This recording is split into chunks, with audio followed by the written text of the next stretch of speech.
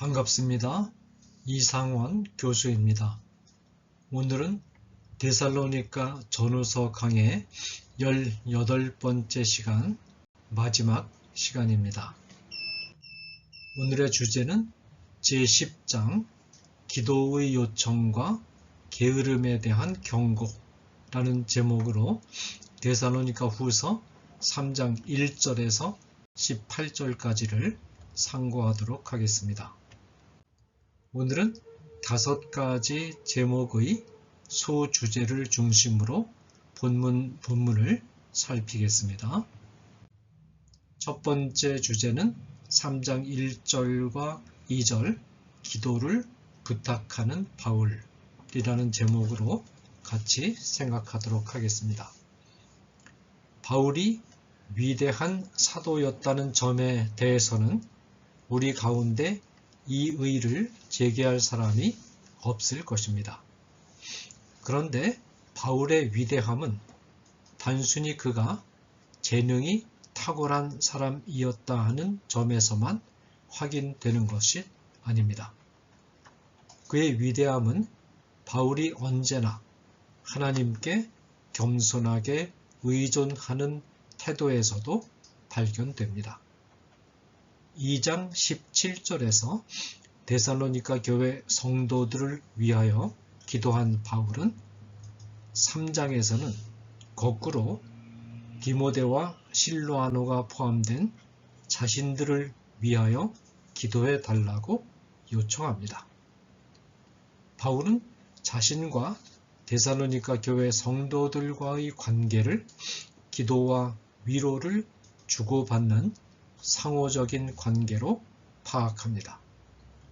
바울은 복음의 진리를 가르칠 때는 자신의 가르침에 신적인 권위를 싣는 것을 주저하지 않았지만 인간 관계에 있어서는 데살로니가 교회 성도들 위에 서서 일방적으로 지도하는 입장을 취하지 않고 서로 주고받는 상호적인 관계 안에 자신을 두었습니다.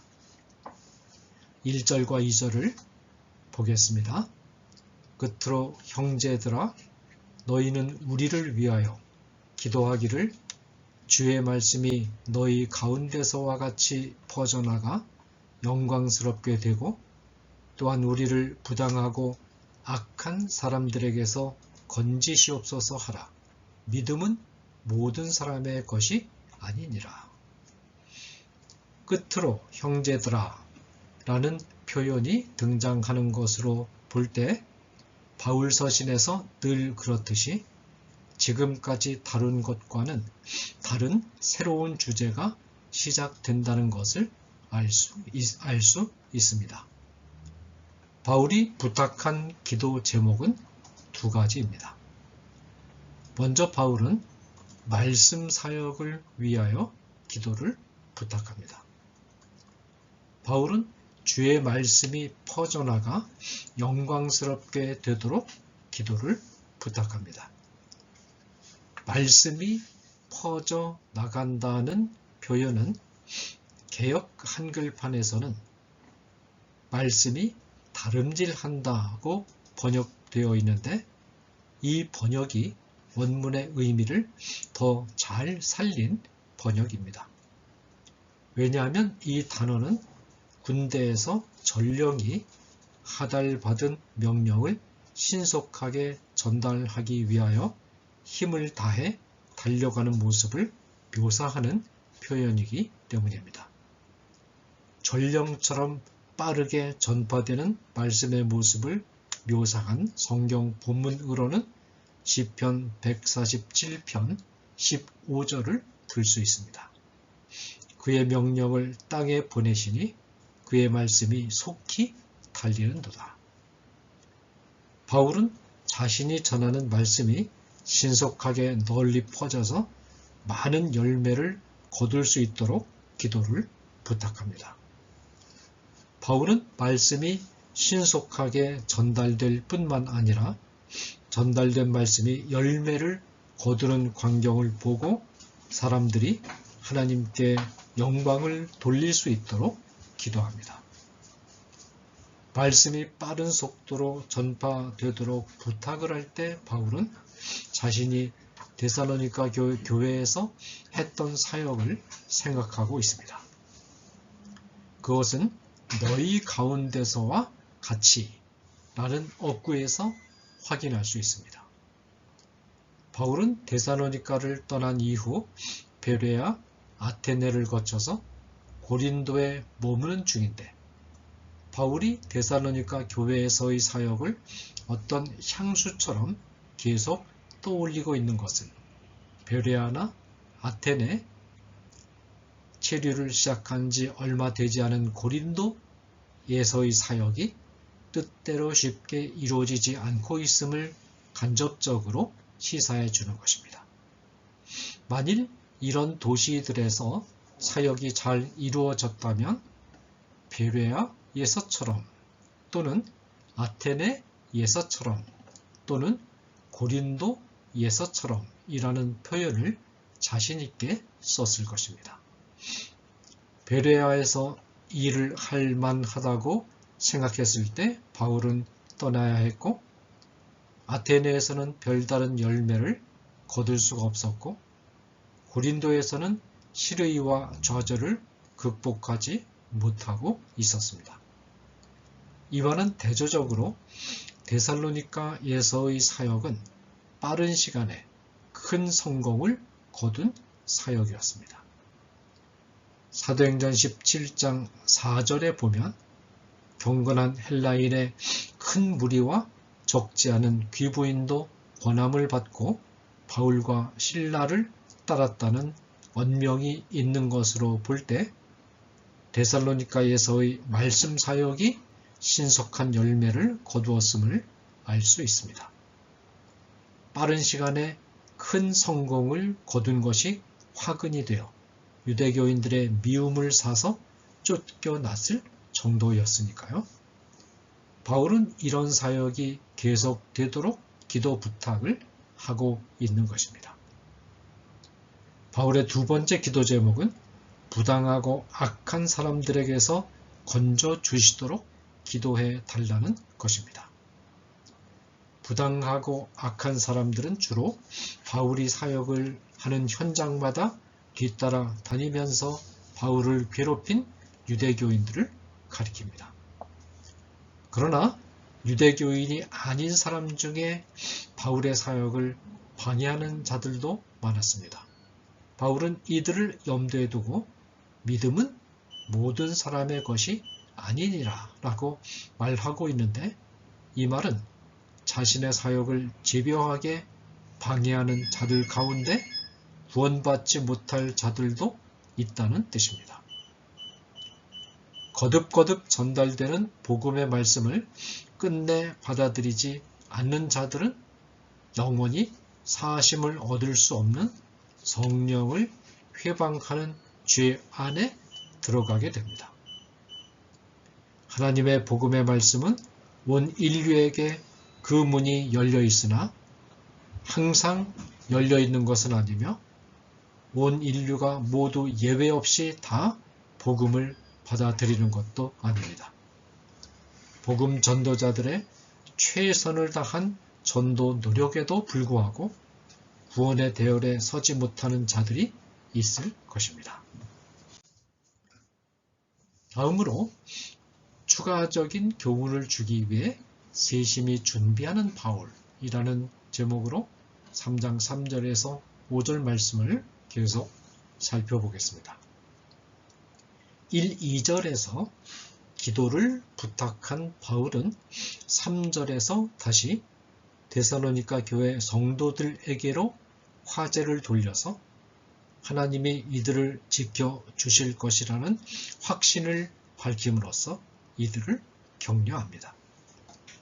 주는 미쁘사 너희를 굳건하게 하시고 악한 자에게서 지키시리라.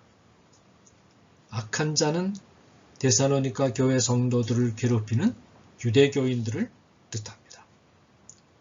바울이 3장을 서술하는 목적 가운데 하나는 데살로니가 교인들의 마음을 불편하게 할 수도 있는 매우 어려운 충고를 주려는데 있습니다.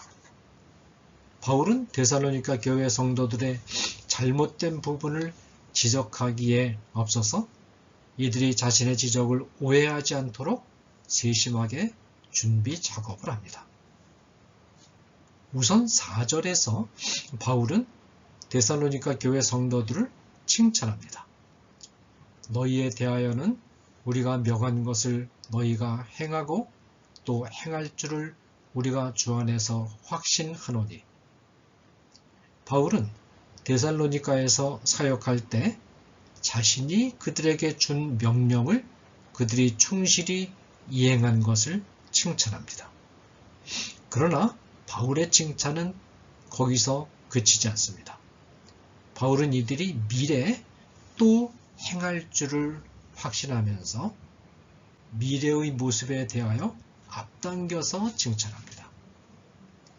바울이 이렇게 말하는 이유는 자신이 이제 곧 데살로니가 교회 성도들에게 줄 권고를 고깝게 생각하지 말고 즐거운 마음으로 받아들일 것을 간접적으로 부탁하려는 데 있습니다.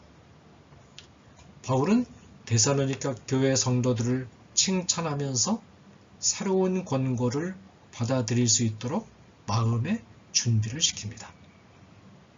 5절은 이들이 사랑과 인내의 마음을 갖도록 간접적으로 권고함으로써 계속해서 마음의 준비를 시킵니다.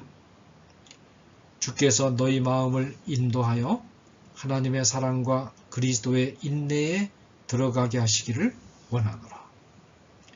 바울은 데살로니가 교회 성도들에게 사랑과 인내를 가지라고 명령하지 않습니다. 주님께서 이들의 마음을 인도해 주셔서 하나님의 사랑과 주님의 인내로 들어갈 수 있게 해 달라는 기도를 하고 있을 뿐입니다. 마음을 인도한다라는 구절에 사용된 동사 인도하다라는 표현은 길 앞에 놓여 있는 장애물을 제거하거나 굽은 길을 곧게 펴서 길을 평탄하게 만드는 것을 뜻합니다. 데살로니가 교회 성도들의 마음속에 있는 장애물이 제거되고 마음이 깨끗해져야 하나님의 사랑과 그리스도의 인내의 길이 눈에 보입니다. 바울은 4절, 5절에서 아주 지혜롭게 고도의 전략을 구사하면서 데살로니가 교회 성도들이 새로운 충고를 받기 전에 마음의 준비를 갖추도록 배려합니다.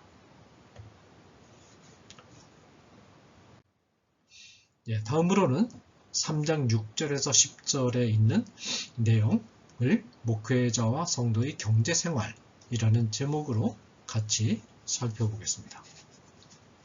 충분한 사전 준비 작업을 거친 바울은 마침내 데살로니가 후서의 두 번째 주제 가운데 하나를 말하기 시작합니다.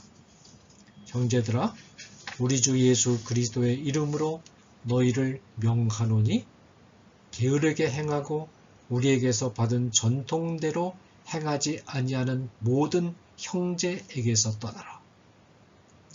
여기서 바울은 데살로니가 교회 성도들에게 일부 형제들과 교제를 나누는 것을 중단하라는 명령을 내립니다.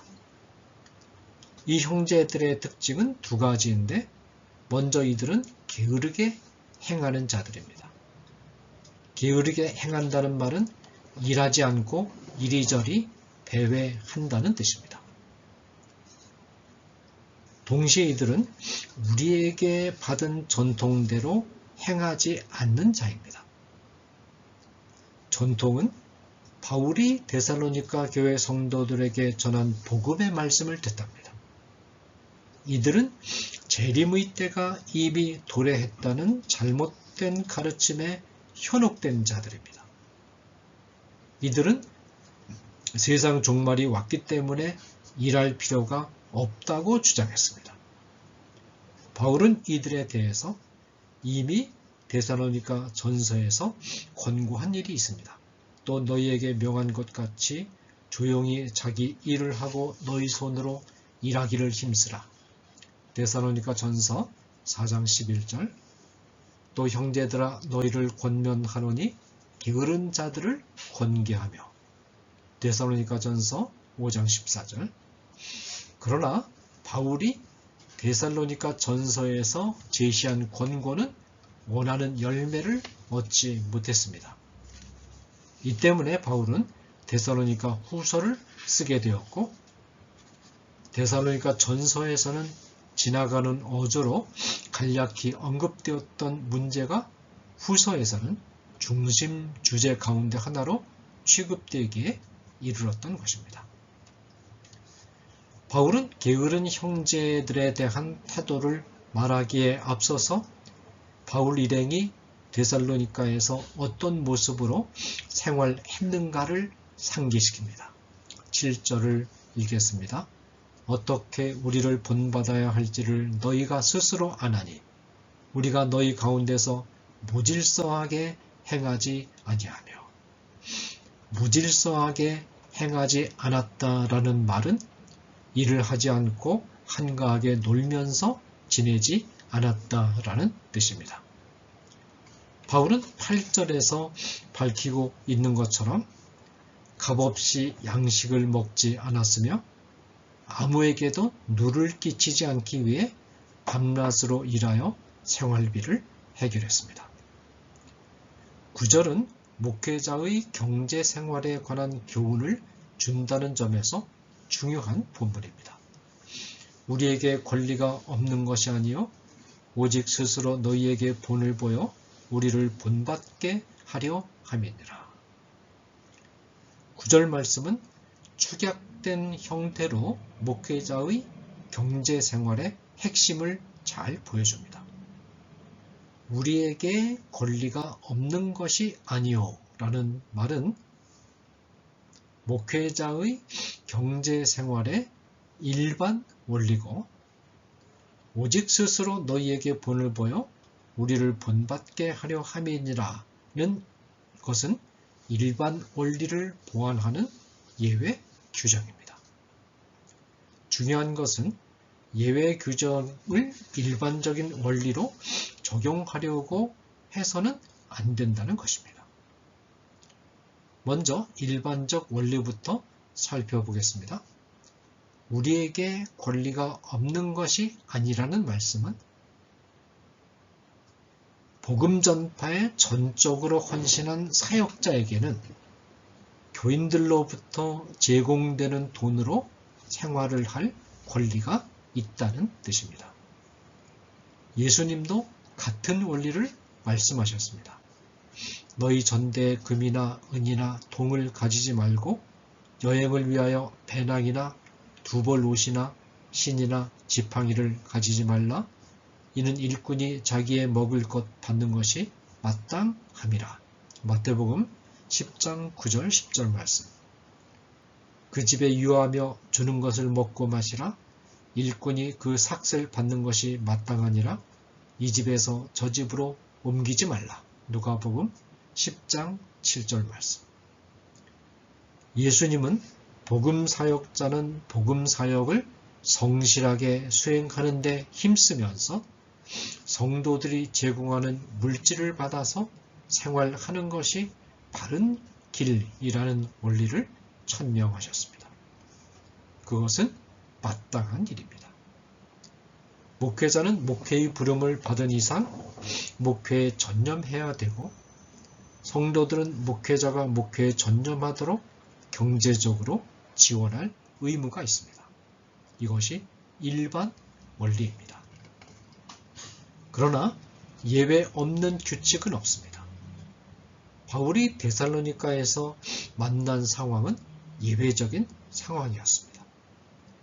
데살로니가에는 그럴듯한 철학적 원리를 가르쳐 주고는 이에 대한 대가를 챙기는 순회 설교자들이 활동하고 있고, 성도들의 신앙은 아직도 연약한 단계에 머물러 있고, 성도 중 상당수는 손노동을 해서 먹고 사는 가난한 사람들이었습니다. 이런 사정을 주의 깊게 살펴본 바울은 이 상황을 예외적인 비상한 상황이라고 진단하고 이들의 신앙이 자랄 때까지는 일을 하면서 복음을 전하는 태도를 보여줄 필요가 있다고 판단한 것입니다. 바울 일행이 보여준 생활 모범이 10절에 제시되어 있습니다. 우리가 너희와 함께 있을 때에도 너희에게 명하기를 누구든지 일하기 싫어하거든 먹지도 말게 하라 하였다니. 이 절은 성도의 경제 생활의 원리들 가운데 하나를 제시합니다. 생활비는 노동을 한 결과로 얻은 열매로 충당하라는 것입니다. 이 교문에서 우리가 주의 깊게 읽어야 할 부분은 이 본문이 일하지 않는 자는 먹지도 말게 하라고 되어 있지 않고 일하기 싫어하는 자는 먹지도 말게 하라고 되어 있다는 점입니다. 이 말이 무슨 뜻일까요? 바울은 일자리가 있는데도 게을러서 일하기를 거부하는 자를 염두에 둔 것일 뿐 비자발적인 실업자, 곧 일하고 싶어도 본인에게 책임을 물을 수 없는 여러 가지 이유 때문에 일할 수 없는 자들, 타의에 의해서 해고되어 직업을 상실한 자라든가 병으로 일할 수 없게 된 자라든가 신체 장애로 일할 수 없게 된 자라든가 어린이나 노인과 같은 비자발적 실업자들도 먹지 말게 하라는 명령을 주는 것이 아니라는 것입니다. 이어서 3장 11절에서 15절 문제의 형제들에 대한 권고라는 제목으로 이 본문을 살펴보겠습니다. 바울은 11절에 이르러서야 비로소 자신이 하고 싶었던 권고를 제시합니다. 바울은 문제가 되는 성도들을 직접 거론하면서 경고합니다. 우리가 들은즉 너희 가운데 게으르게 행하여 도무지 일하지 아니하고 일을 만들기만 하는 자들이 있다 하니 11절 이들은 일을 하지 않아 남는 시간에 성도들을 만나 이야기하면서 시간을 보냈습니다. 이들은 성도들에게 재림의 때가 임박했기 때문에 자신들은 영적인 재림 준비에 몰두해야 하고 영적인 일에 몰두하지 못하는 다른 성도들이 자신들의 생활비를 충당해 주는 것은 당연한 일이라고 강변했습니다. 이들로 인해 교회가 혼란에 빠졌습니다. 바울은 12절에서 이들에게 조용히 일하여 생활비를 벌라고 권고합니다. 이런 자들에게 우리가 명하고 주 예수 그리스도 안에서 권하기를 조용히 일하여 자기 양식을 먹으라 하노라. 그러나 바울은 문제의 형제들 가운데 완고하게 끝까지 권고를 드리려고 하지 않는 형제들도 있을 수 있음을 예견하면서 이들이 끝까지 말을 듣지 않고 자기들의 생활 방식을 고집하는 경우에 어떻게 처리해야 하는가를 말합니다. 바울은 13절에서 문제의 형제들을 제외한 다른 성도들에게 이렇게 권고합니다. 형제들아, 너희는 선을 행하다가 낙심하지 말라. 선을 행할 때 낙심하지 말라는 말씀은 이 세상에서 선한 삶을 영위하고자 하는 모든 성도가 유념해야 할 보편적인 교훈입니다. 악과 불의가 지배하고 있는 이 세상에서 선을 행하기를 고집하다 보면 따돌림도 받을 수 있고 소외감도 느낄 수 있고 지치는 경우도 있을 수 있기 때문입니다. 그런데 이 권고는 이 문맥에서는 권고를 받아들이지 않는 완고한 성도들과 관련이 있습니다. 이들을 설득시켜서 바른 삶을 갖도록 하는 것이 결코 쉬운 일이 아닙니다. 그리고 말을 듣지 않는 자들을 적으로 생각하고 미워할 수도 있습니다. 그러나 그렇게 하지 말고 끝까지 인내하는 가운데 이들을 형제로서 포용하고 설득하는 일을 포기하지 말라는 권고가 이 말에 함축되어 있습니다. 13절에 함축된 의미는 14절에서 15절까지에 표면화됩니다.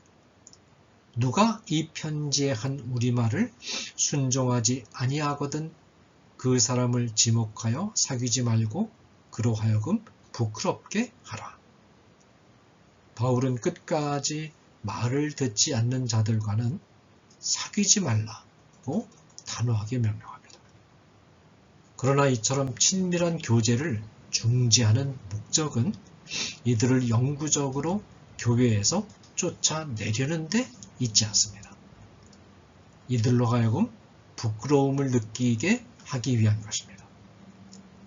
이렇게 행동하면 교회에서 받아들여지지 않는구나 하는 생각을 갖도록 하라는 것입니다.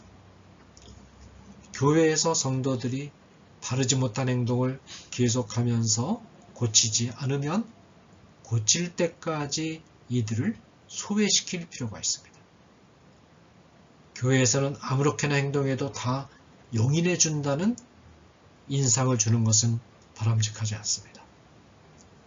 자, 이런 지경에 이르면 문제의 성도들과 다른 성도들이 서로 적이 되고 또 미운 마음을 가질 수 있지 않겠습니까? 이런 경우라 할지라도 원수와 같이 생각하지 말고 형제같이 권면하라 라고 바울은 말합니다. 바르지 못한 행동을 바로잡기 위하여 문제가 되는 형제를 소외시키면서 미워하는 마음을 품지 않는 일이 쉬운 일이 아니기에 인내하면서 낙심하지 않는 태도가 필요한 것입니다. 이제 3장 16절에서 18절까지 마무리 인사입니다. 할 말을 다 썼다고 판단한 바울은 주님께서 평강을 주시기를 빌면서 서신을 마무리합니다. 평강의 주께서 친히 때마다 일마다 너희에게 평강을 주시고 주께서 너희 모든 사람과 함께 하시기를 원하노라. 16절 데살로니가 후서는 바울 자신이 구두로 말한 것을 다른 사람이 대필하게 하고 마지막 몇 마디는 친필로 쓰면서 서신의 내용이 모두 바울 자신이 말한 내용임을 보증하는 방식으로 서술되었습니다. 나 바울은 친필로 문안하노니 이는 편지마다 표시로서 이렇게 쓰노라. 17절 말씀. 편지마다 표시로서 라는 말은 친필로 문안한다는 뜻입니다. 바울은 마지막으로 주 예수 그리스도의 은혜가 데살로니가 교회 성도들에게 함께 할 것을 기원하면서 서신을 마무리합니다. 우리 주 예수 그리스도의 은혜가 너희 무리에게 있을지어다. 18절 말씀입니다. 이로써 데살로니가 전후서 강해를 마무리하겠습니다. 그동안 데살로니가 전후서 강해를 시청해 주신 구독자님들께 감사드립니다. 이어서 갈라디아서 강해를 진행할 예정입니다. 계속해서 많은 시청을 부탁드립니다. 감사합니다.